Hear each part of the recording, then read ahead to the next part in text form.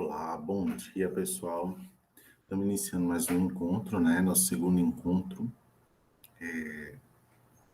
Vou especificar depois para vocês os motivos para esse atraso na entrega do material, mas vamos retomando aqui o nosso conteúdo, né? Hoje a gente vai continuar falando, né, sobre as equações diferenciais ordinárias, e aí vamos dar continuidade com os conceitos principais que a gente precisa entender antes de partir para a prática, vamos dizer assim, dos cálculos envolvendo as equações diferenciais ordinárias que são objeto de estudo da nossa disciplina. Tudo bom? Então vamos lá. Antes de mais nada, né, na última aula a gente iniciou, né, o estudo das equações diferenciais ordinárias. Até vou passar um resumo aqui. Esse resumo que eu estou tirando aqui é do livro Equações Diferenciais Ordinárias, das notas de aulas, que estão disponíveis aí para vocês, certo? Então, primeiro, a ideia de equação diferencial. Primeiro, né? Equação significa igualdade, que a gente está igualando duas informações, né? Está dizendo que aquelas duas informações que a gente tem, elas são equivalentes, né? Elas têm o mesmo valor. Diferenciais porque elas se utilizam de derivações, né? Lá no meio das equações a gente tem alguma diferenciável, né? Alguma expressão diferenciável, alguma derivação. Na escola, no ensino fundamental, ainda a gente aprende as equações, né? Só que a gente utiliza equações do primeiro grau, do segundo grau. No ensino médio, a gente vê equações exponenciais, né? Então, são igualdades envolvendo expressões que elas estão elevadas ao grau 1, ao grau 2, o expoente que tem essa diferenciabilidade. Aqui a gente vai trazer exatamente essa ideia, né? Mais à frente, a gente vai partir para o estudo das equações diferenciais ordinárias de grau 1, né, de primeira ordem, né, que agora a gente vai colocar como ordem, e depois de segunda ordem, porque o grau agora não vai ser a informação mais importante, mas sim a expressão diferenciável que está ali incluída naquela equação, tá certo? Então, é uma característica, né, das equações diferenciais ordinárias, das equações diferenciais terem essa informação, né? No entanto, as equações diferenciais elas podem se dividir, né, aqui em ordinárias e parciais. Nas equações diferenciais ordinárias, a gente só tem, né, a gente pode ter funções diferentes ali, né? Eu posso ter a função f de x igual a y, eu posso ter a g de z, ou eu posso ter a g de x igual a z, né? E assim por diante. Posso ter mais outras, não preciso ter somente uma função base, né? Uma função original ali, naquele ambiente, mas eu posso ter mais de uma. No entanto, essas funções diferentes, elas sempre vão ter a mesma variável aqui, tá certo? Como referência, e vai ser uma apenas. Já no caso das equações diferenciais parciais, que não são objeto nessa disciplina, eu vou ter um f de x igual a y, e vou ter um g de z igual a w, ou seja, eu vou ter funções com essa variável, com esse termo aqui livre, né? Que não depende de ninguém. Ambos vão ser diferentes, né? E aí, mas esse não é o objeto agente, né? O objeto agente é, mesmo que a gente tenha funções diferentes, mas a gente vai ter sempre com uma mesmo termo independente, tá certo? Essas equações, elas podem ser homogêneas ou não homogêneas, elas podem ter N ordens, né? E elas podem ser lineares ou não lineares. E aí são esses conceitos que a gente quer resgatar, né? Então, relendo aqui, né?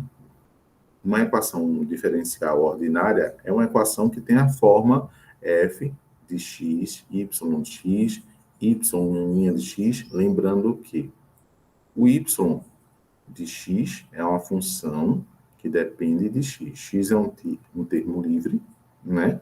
Uma variável independente, tá bom? E aqui, y é uma variável dependente. Ela depende de quem? Ela depende de x para poder dizer quem é, né? Então, imagina aqui, y é igual a f de x, que é igual a x ao quadrado mais 5, tá certo? Então, se eu tenho x igual a 1, vai ficar 1 ao quadrado mais 5 igual a 6, tá certo? Então, o y, ele depende de x, ok? Então, essa daqui é a variável independente, logo, ou é o y de x, o f de x. De acordo com Wikipédia, bem independente é a denominação?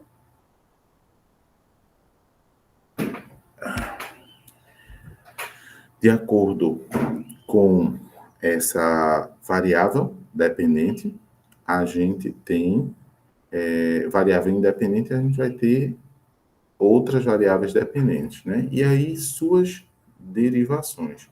Então, esse y de x, ele pode derivar uma vez, duas vezes, isso vai depender do grau dessa função aqui. Por exemplo, se y for igual a x ao quadrado mais 5, eu vou poder derivar a primeira vez, esse aqui é o tipo de a função potência, né? E a gente, a derivável, derivada disso aqui vai ser 2x, né? E a segunda derivada, quando eu derivar a primeira, vai ser igual a 2. A terceira derivada seria igual a zero, porque derivada de constante igual a zero. Então, a gente diz que a gente pode derivar essa primeira aqui até a segunda, a segunda derivada, né? Então, essa limitação de f de x aqui poderia ser x, y de x, y' de x, y duas linhas de x. Lembrando que isso aqui seriam as derivadas, tá certo? Chegaria, o n no máximo seria 2, ok? Então, alguns símbolos.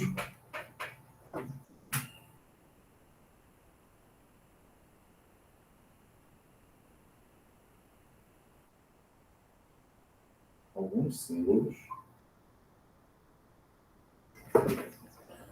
Eles seriam aqui inseridos, né? A gente tem o símbolo YK, por exemplo, para denotar a derivada de ordem k da função y igual a y de x. Então, o máximo que eu posso ter aqui, tá certo? Alguns exemplos de funções, de equações diferenciais ordinárias, né? A gente tem aqui o y ao quadrado, o y duas linhas, ou seja, a segunda derivada do y, mais 3 vezes a primeira derivada, mais 6 vezes a própria função y, isso sendo igual ao seno de x, tá certo? Aqui a gente tem a segunda derivada elevada ao cubo, mais 3 vezes a primeira derivada, mais 6 vezes a função y, isso igual a tangente de x. No terceiro exemplo, segunda derivada mais 3 vezes a função vezes a primeira derivada da função igual ao e de x. E outros exemplos aqui também. Y, a primeira derivada de y mais f de x, que depende f, que depende de x, e da função y, sendo que essa função aqui, ela depende do x. Por isso que, apesar de serem dois termos, f de x e y, o y aqui está dependendo de x, tá certo? Por isso que ela é ordinária, como parcial. Aqui a gente tem uma função que depende de y e que depende de x e depende de y como função de x, tudo isso derivado a x.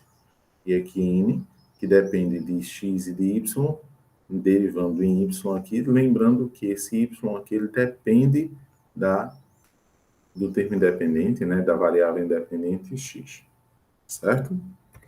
Então, dando continuidade aqui, a gente também viu na aula passada a respeito da ordem e do grau de uma equação diferencial, né? E nos exercícios até enfatizei isso. A ordem, né, da função da equação diferencial é a ordem da mais alta derivada da função incógnita que ocorre na equação. O grau é o valor do expoente para a derivada mais alta, quando a equação tem a forma de um polinômio, né? Na função incógnita e suas derivadas, como por exemplo aqui, né? A gente tem aqui o A, o B, o C, o D são termos independentes, podem ser aí qualquer valor. Então, a gente tem a derivada de ordem 3, a gente tem a derivada de ordem 2, a gente tem a derivada de ordem 1 e tem a derivada de ordem 0. Isso aqui igual a 0, por exemplo, né? Então, por exemplo, aqui a gente tem a segunda derivada, aqui a gente tem a primeira derivada e aqui tem a função. E aqui é o termo x, né? Esse segunda derivada é a derivada de maior alcance, tá certo? Logo, a gente diz, como é a segunda derivada, que ela tem ordem 2. Aqui, derivada de ordem 2, derivada de ordem 1, derivada de ordem... Aqui é a própria função e aqui o termo independente. Então, a maior derivada que a gente conseguiu aqui foi 2. Então, ela tem ordem 2. Aqui, primeira derivada, aí tem a função que depende de x e de y, tem a função que depende de x e y derivando em x, e a função que depende de x e y derivando em y, tá certo? Então, o maior grau que a gente conseguiu aqui foi y na primeira derivada. Então, logo ela tem ordem 1. O que acontece aqui com grau? A gente olha para onde está a maior derivada que existe. E na maior derivada que existe, eu vou olhar qual o grau daquela função. E aí, sim, eu vou lembrar das equações de primeiro grau, quando eu digo grau 1, grau 2, certo? Aqui, o expoente é 1, então, logo o grau 1. Aqui o expoente é 3, logo o grau 3. Nesse terceiro exemplo, o grau é 1, tanto aqui, quanto aqui, quanto aqui, quanto aqui. Então, tem grau 1 também, todas. Tá certo? Essa é a diferença da ordem do grau. Primeiro, nós vamos tratar, né, na disciplina, de resoluções de equações diferenciais de ordem, de primeira ordem, de ordem 1, tá certo? Então, elas não vão estar ao quadrado. Esse exemplo aqui, a gente, inclusive, vai ver de grau 3 para resolução, né? Não vai ser o objeto de estudo da gente. E aqui na primeira, esse aqui é um exemplo do que a gente vai ver ainda na primeira parte da disciplina. Na segunda parte, a gente vai se dedicar a ver os exemplos com grau 2, certo? Classes de diferenciabilidade. E aí a gente inicia alguns tópicos hoje de definição das equações diferenciais ordinárias, tá certo? Então, o conceito de classe de diferenciabilidade é o seguinte: uma função real definida nos números reais, ou seja, pode ser qualquer número real no domínio, qualquer número real no contradomínio, pertence à classe de diferenciabilidade Cn, primeiro, se ela for contínua, e depois, se todas as derivadas que a gente puder definir, elas também são contínuas. Toda função contínua, ela vai gerar funções contínuas? Não, né? Se a gente vê uma expressão polinomial, sim, por definição, sim. Mas existem algumas outras funções diferentes que elas não vão gerar sempre funções contínuas. Outra coisa, algumas funções elas têm um número limitado, como, por exemplo, as próprias equações polinomiais, assim como eu já falei com vocês. Mas outras funções, elas vão ser infinitas, né? A gente consegue diferenciá-las de forma infinita. Por exemplo, a função é elevado a x, né? A função de y definida em x com essa expressão aqui. Então, a primeira derivada vai ser a mesma expressão. A segunda derivada também vai ser a de x. A terceira derivada vai ser a de x. E aí, quando a gente pega a função ao infinito, a derivada em infinito, né, de ordem infinita, a gente tem a mesma função. Bom, trigonométricas vai acontecer isso também, né?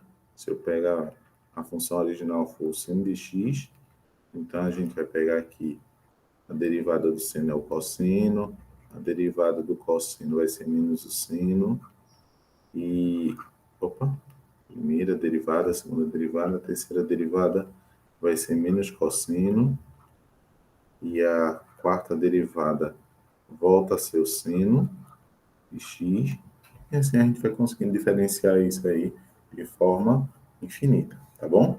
Então, nesse primeiro exemplo aqui, aliás, uma observação antes, quando esse n, né, quando essa quantidade de classe diferenciabilidade ela for igual a zero, a gente diz que é a classe das funções reais contínuas com C0, tá bom?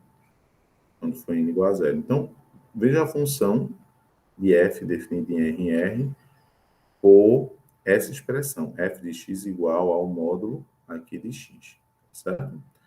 Valor absoluto. E aí, pertence à classe C0 de R, C0 em R, mas não pertence à classe C1, tá bom? Então, para a primeira derivada, ela não vai existir isso aqui, tá certo? Vai ser contínua. Nessa função aqui, ela vai ser a reta, né? Definida aqui. Opa, perdão.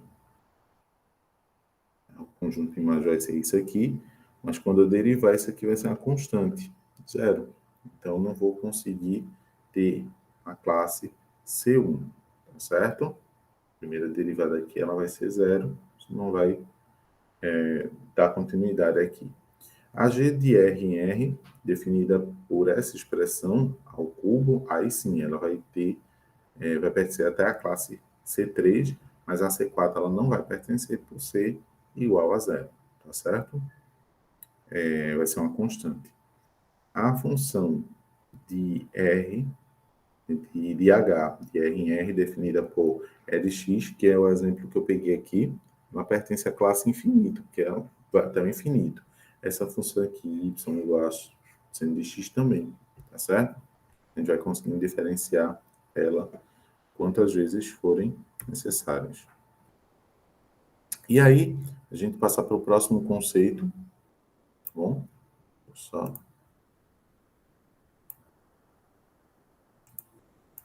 Pronto. Os operadores diferenciais lineares, né?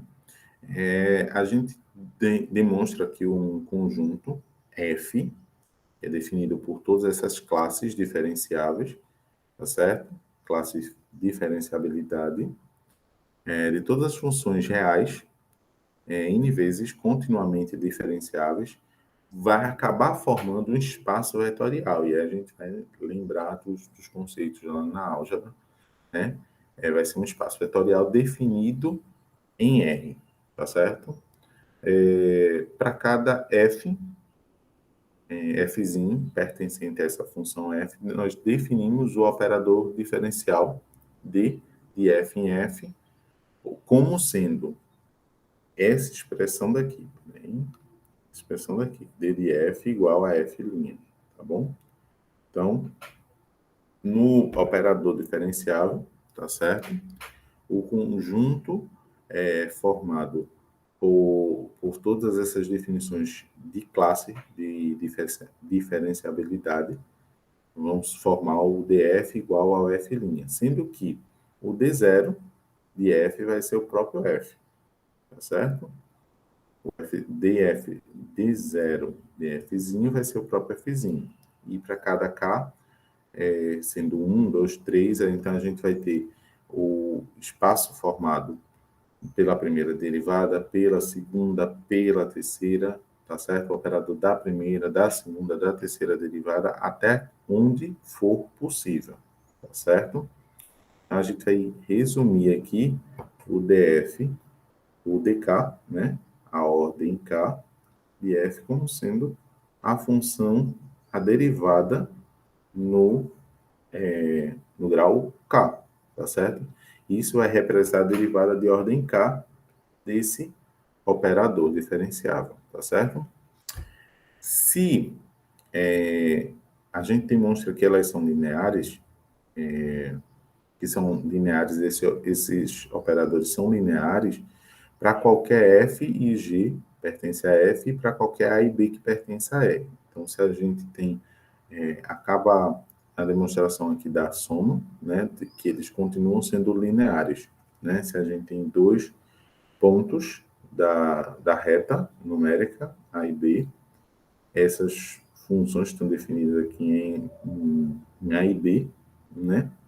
Então, o f de A e o g de B, sendo que esses termos eles estão aqui nesse conjunto do operador diferencial, né, formando esse espaço vetorial. Então, isso aqui vai ficar definido. Um exemplo disso, né, o operador L, x elevado a 5, d ao quadrado mais e elevado a x vezes d, mais o seno de x vezes i. Ele é linear sobre o espaço, ou seja, ele vai formar uma linha aqui sobre o espaço vetorial, ele vai formar um conjunto de vetores aqui sobre o espaço vetorial,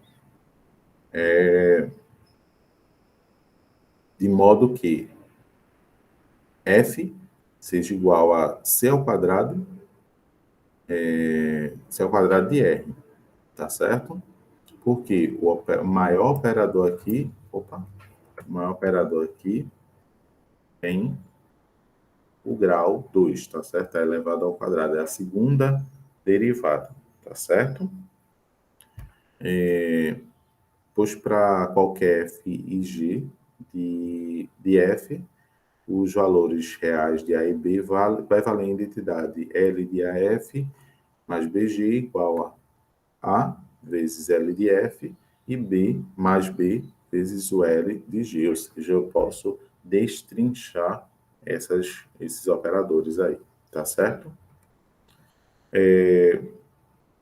O conceito de equações diferenciais ordinárias lineares de ordem n, toda equação vem da equação diferencial linear de ordem n, que tem a forma a0 de x, ou seja, um termo aqui que depende de x, elevada o expoente, a derivada de ordem n. Vai ter um outro termo aqui multiplicando, que depende de x, e que vai estar multiplicando pela diferencial de n-1, ou seja, imagina que aqui a gente tivesse a terceira derivada, então tem aqui um operador multiplicando aqui esse termo da terceira derivada, tem um operador multiplicando o termo da segunda derivada, da primeira derivada, até a de ordem zero, né? De modo que esses valores que estão multiplicando essas derivadas são funções b, bx, e a k, de ordem até n, né? Até o grau máximo, que são conhecidas como sendo o A igual a zero, não identicamente nula. E todas essas funções devem depender somente da variável x, no final das contas. Tá bom? Não importa a ordem que a gente esteja operando, quantas funções a gente tenha descrito ali, o importante é que no final todas elas estejam dependentes apenas de uma única variável, tá certo? Nesse momento, para a gente trabalhar com as ordinárias, tá certo? Nesse caso, a função incógnita é desconhecida e ela é representada por y igual a y de x. Em virtude das informações da seção anterior, é possível definir o operador linear, né, que é o resgate aqui da ideia de operadores diferenciais lineares. Então, unindo essas duas informações, a gente consegue definir o operador diferencial linear dessa forma.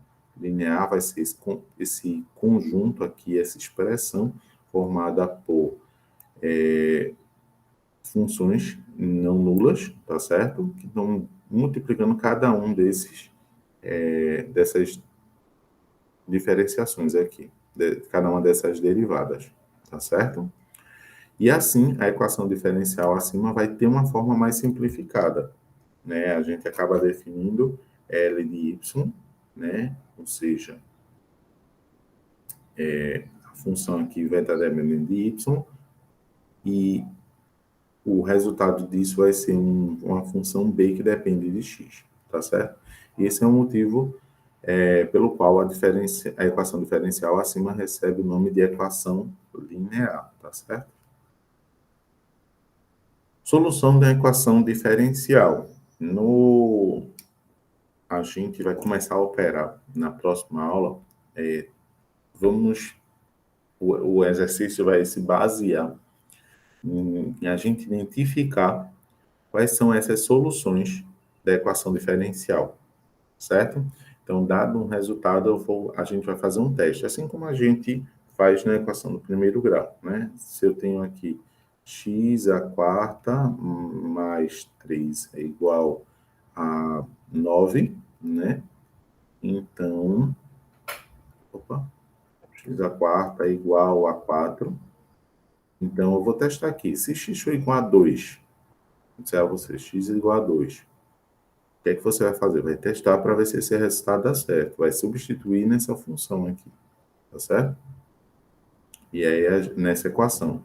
E aí você tem 2 à quarta mais 3 igual a 4. Isso daqui vai dar 16 mais 3. Só que 16 mais 3 é igual a 19. Então, esse resultado não é possível. Se você testar x igual a 1, vai ficar 1 quarta mais 3 igual a 4. Só que 1 quarta é o próprio 1, que somado com 3 vai dar exatamente 4. Então, o 1, tá certo?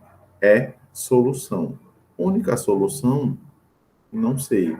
Provavelmente não, porque a gente tem 4 operadores. Então, há 4 soluções possíveis. Essas 4 soluções, elas podem ser iguais, né?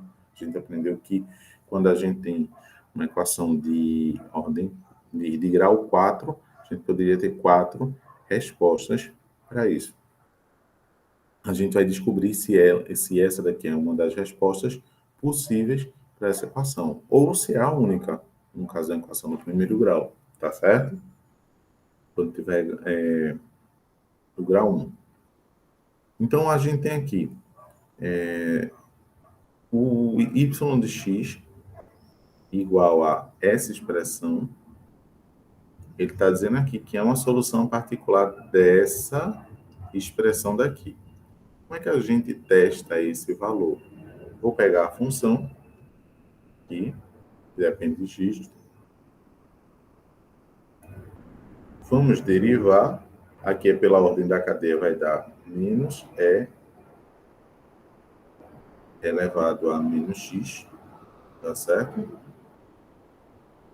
E aí, quando a gente tem, né, essa expressão aqui, primeira derivada mais a função da função y, mais a própria função y igual a zero, a gente vai ter primeira derivada menos e elevado a menos x, mais o e elevado a x. Olha, eu estou pegando os opostos e somando. É óbvio que isso aqui vai dar igual a zero, tá certo? Isso aqui é verdadeiro, ele está aqui afirmando porque é uma solução particular. E por que ele diz que é uma solução particular? Porque esse x aqui ele pode ser, pode ter outros resultados aqui possíveis, né?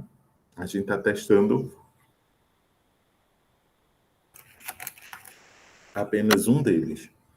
Se a gente tivesse com a equação do primeiro grau, a gente poderia já dizer assim, não, o resultado é exatamente esse, né?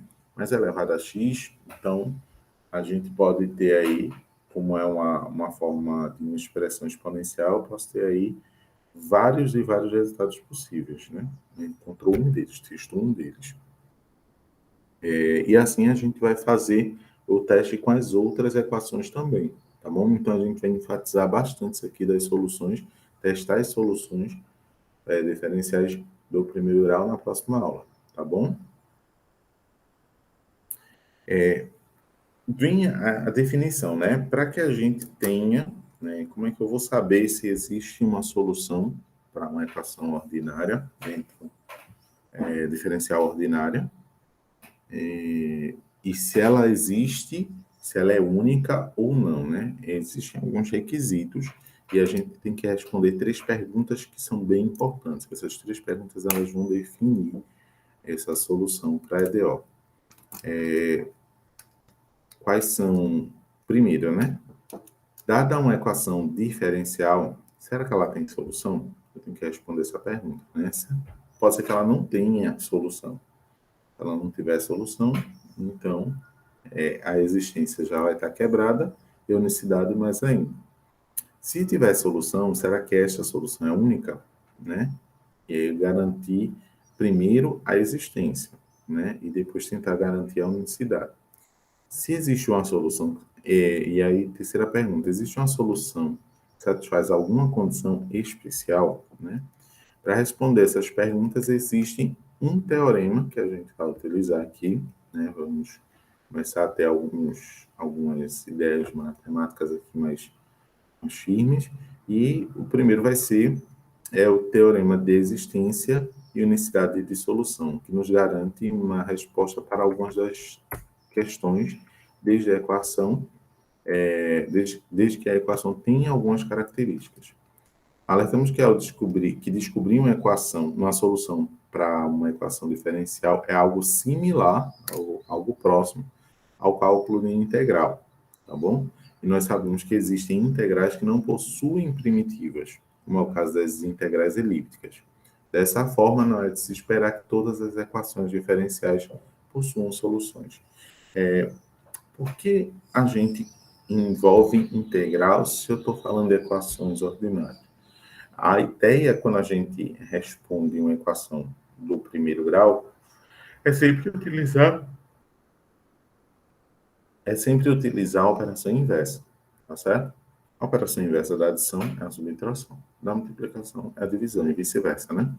Da potência é a raiz. Qual a operação inversa da diferenciação, da derivada? Vai ser a antiderivada, que também a gente chama de integral, tá certo? Por isso as integrais elas vão estar totalmente intrínsecas na forma de resolução dessas questões. Então, essas são as ideias gerais que que eu queria compartilhar com vocês, né? O segundo exercício está baseado exatamente nessas ideias, né, nesse resgate desses conceitos. Ainda é uma lista um pouquinho teórica, né?